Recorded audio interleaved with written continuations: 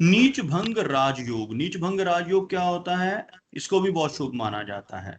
जिस जातक की जन्म पत्रिका में नीच भंग राजयोग होता है उसे अपने जीवन में धन, पद, प्रतिष्ठा, स्त्री, पुत्र, आरोग्य आदि का सुख प्राप्त होता है।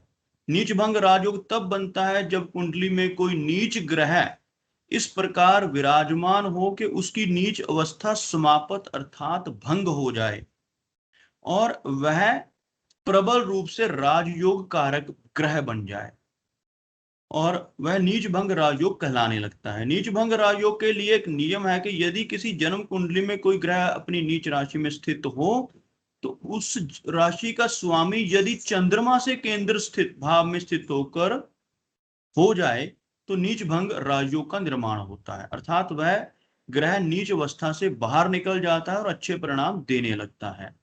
एक अन्य नियम के अनुसार यदि कोई ग्रह नीच राशि में स्थित हो लेकिन उस राशि का स्वामी ग्रह जिसमें वो नीच अवस्था में है कुंडली में लगन से केंद्र भाव में अर्थात प्रथम, चतुर्थ, सप्तम, दशम भाव में विराजमान हो तो नीच भंग राजयोग बन जाता है। इसके अलावा भी बहुत सारे राजयोग बनते हैं, ये जो मेन थे ना सबसे जो मैंने आपको सिखा दिए भाई यही मेन है। इसके अलावा बहुत सारे राजयोग हैं जो आपको धीरे धीरे जब आप और स्टडी करते जाओगे नजर आएंगे।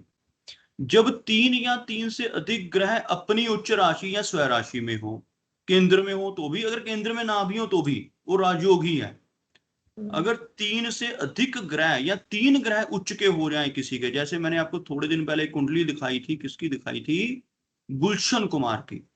अगर किसी के तीन या तीन से अधिक ग्रह उच्च के हैं तो यह उसकी कुंडली में राजयोग होगा, चाहे कहीं पर भी हो जाए। मैं जरूरी नहीं कि सारे केंद्र में ही हो, अगर कहीं और भी होते हैं तो भी।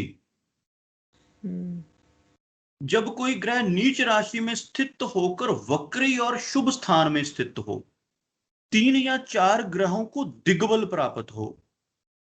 दिग्बल याद है आपको? यस सर, क्या था दिग्बल?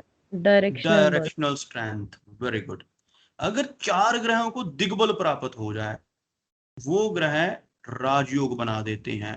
चंद्र केंद्र में स्थित हो, गुरु की उस पर दृष्टि हो, किसी की कुंडली में चंद्र केंद्र में आ जाए 1, 4, 7, 10 में, चाहे पर नीच का भी क्यों ना हो जाए, तब भी चंद्र केंद्र में 6, 8, 12 में नहीं कभी भी फल देगा चंद्र। किसी का 6, 8, 12 में चंद्र है वो रिजल्ट नहीं देगा। ओके। चंद्र केंद्र में हो, उस पर गुरु की दृष्टि हो,